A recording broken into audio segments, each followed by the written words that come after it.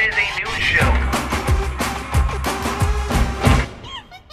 Sup, nation? Hope you're having an awesome Monday. My name, of course, is Philip DeFranco, and this is where I talk about newsy type stuff and things that matter to me today. Also, very awesome, quick note before we get started. This awesome new Banff t-shirt is now available, so if you want to get some awesomeness for yourself or your lady, link to that down below. But that said, let's jump into the first story of the day. And that first thing I want to talk about today is we have a special guest, Papa DeFranco. So Papa DeFranco is just in town because we had a little engagement party, and then very exciting news. I'm gonna be down in Florida from like the 1st to the 14th because said guy getting a kidney transplant thanks to someone from the nation with that video from a year and a half ago. Oh.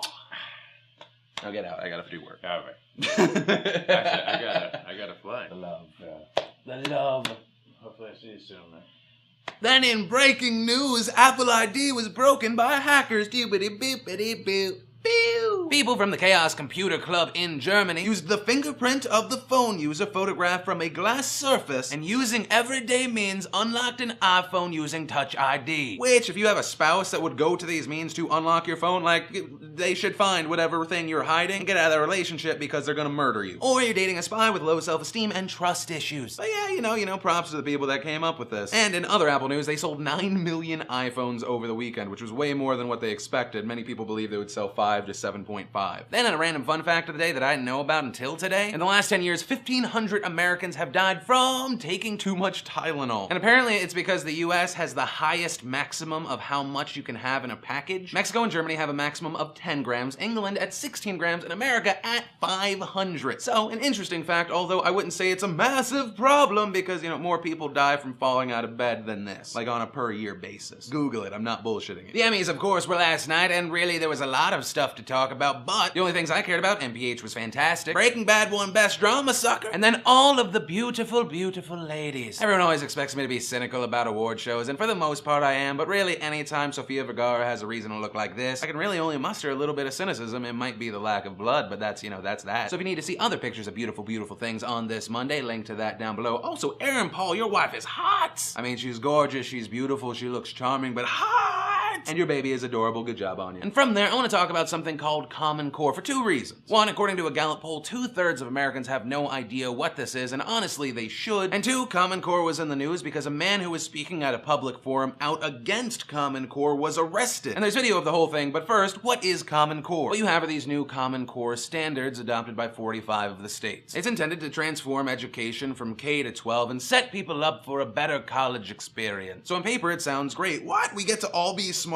That sounds fantastic. Let's do that. Because as anyone who has ever had to change schools, especially across state lines, could tell you, like, the education system is far, far different. When I went from my Catholic school in New York to my public school in Florida, they thought I was like a genius. So on paper, we all get to be smarter. But many people, including professional smart people, like Stanford University professor James Milgram, have come out and exposed that in this new system, it leaves Americans 2 years behind the rest of the world in math. And University of Arkansas education professor Sandra Stotsky have mentioned a few things about English. 1, teachers spending at least 50% of their reading instruction time on informational texts at every grade level. 2, reduced emphasis on analytical skills involving complex literary works. And 3, a depleted fund of content knowledge that will leave students unprepared for basic college coursework. Some of the fear here is also based on you're trying to help these schools where people are kinda not getting education and you're dumbing down the ones where they are. That, and according to estimates, the states will spend $1.19 billion changing this system. So the main thing here, does Common Core work? Well, many people are in disagreement on it. Ultimately, my opinion is that if you want smarter kids, then you need better teachers, and also we have to have kids in school longer. And hey, I know I'm kind of a jerk for saying that because it's kind of like saying, yeah, we should go to war when you're past the draft age. Even though there's not an active draft, it takes a little of the oomph out of what you're saying because you would not have to participate. So that's just my opinion based off of numbers, stats, and looking at the world around me. But something that pissed me off about this situation was what I mentioned earlier, that guy getting arrested at a public forum. There is also video of it where the man is just trying to get his version out. He's trying to explain as a parent who moved his kids to a better school system why he does not like Common Core, that these changes hurt his child because it's not training him to go to Harvard or Stanford. And then instead of just hearing the man out and constantly trying to cut him off, a security guard gets involved who may in fact also be a police officer, who then begins to violently manhandle this guy and push him around. And they're now charging him with 2nd degree of assaulting a police officer, which carries a fine of $2,500 and a prison term up to 10 years, and another charge of disturbing a school operation, which carries another $2,500 fine and a 6-month prison sentence. Which I will say, you guys know that I try and look at things from both sides, and granted, this man may have actually been speaking out of turn, but There appears to be no reason for some security guard to start manhandling a guy that's just talking, not saying he's gonna fucking kill anybody or murder someone, but just explaining his point of view, because otherwise it's just this board of people explaining why they are wrong. And it's just ridiculous, and what sucks is this man stood up alone, and really the only backing he had was someone taking a video of it. Someone to show the rest of the world, since this man was the only man who stood up and the only man who did anything. And I guess the main thing here, one, sometimes it does scare me that certain parts of this country you can't be heard. That's kind of half the point of loving living here, that you can get your words out, regardless of how right or hateful or anything those words are, but also that we have the freedom. And we should also fear that in an education system that seeks to make everyone smart, that we're not making the smartest of the smart a little dumber. Or better put, in a three-legged race, you don't want to take the all-state track star and tie him up to, the big kid with asthma. Granted, we should get that kid on an exercise program, but you shouldn't punish the all-state track star because, he's good. Then in Happy Time News, according to the New York Times, as of January 1st of next year, it is expected you will no longer be chastised for reading an e-book, listening to a podcast, or watching the Philip DeFranco show because,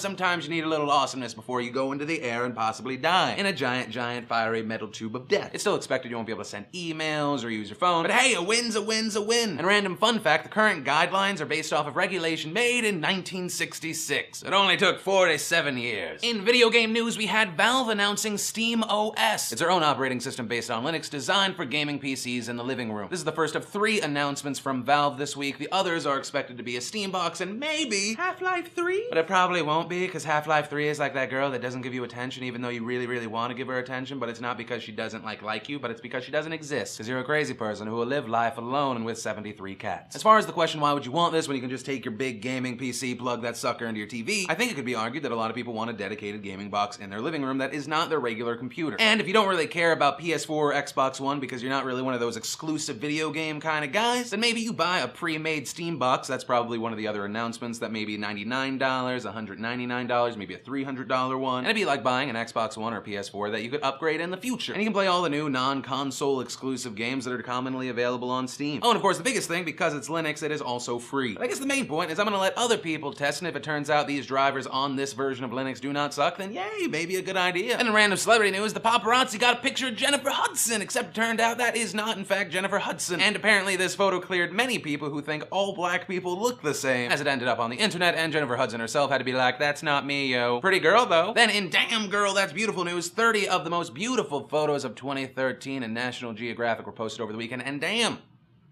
girl, those are beautiful photos. So if you need to stare at something for a little bit to take you out of general Monday suckiness, a link to that down below. And the final thing I want to talk about today is a terrifying terrorist attack in Kenya. As of recording this video, reportedly 62 people have been killed. The attack happened at the Westgate Mall, allegedly carried out by Somalian terrorist cell Al-Shabaab. The Interior Ministry said today they believe they have killed 3 of the terrorists, and they believe they have freed most, if not all, of the hostages. There's terrifying footage of these terrorists in the mall. You hear shots being fired elsewhere. Some sites reporting that there may still be 10 hostages. And very interesting, the Daily Mail reported that it's believed that up to 5 of these terrorists are from the United States. And something very weird and also interesting about our world today, as this attack was happening, the terrorist cell believed to be responsible for this was tweeting about everything happening. All while Kenya Red Cross talking about people being evacuated, and Kenya Defense Forces tweeting when they killed a terrorist. All this happening in real time. So hopefully everything ends soon. Kenyan police forces seem to believe it will. But guys, that's really everything I wanted to talk about. It brings us back to the question of the day. Are you interested in a Steam OS, a Steam box, or are you kind of just hoping that the third announcement this week is Half-Life 3? I'd love to know what you think and why in the comments down below. Also, if you're not 100% filled in, there was a bunch of news stories on SourceFed, there was a table talk on SourceFed Nerd, and I filmed another Breaking Bad Broken Down where we talked about last night's episode of Breaking Bad in spoilery detail. Of course, to possibly get pelted with $50 worth of stuff from FullHumanPeoples.com, leave a comment down below. Maybe while you're at it, hit the like button, favorite, subscribe, share. The way YouTube's changing over the next 3 weeks, if you don't share, I'm pretty sure the show's gonna disappear. And of course, a thanks to the sponsor of today's show, Netflix.com/PhillyD. You use that URL, you get a free month of in-streaming movies, and it helps out the show. But of course, as always, my name's Philip DeFranco. You've just been filled in. I love your faces, and I'll see you tomorrow.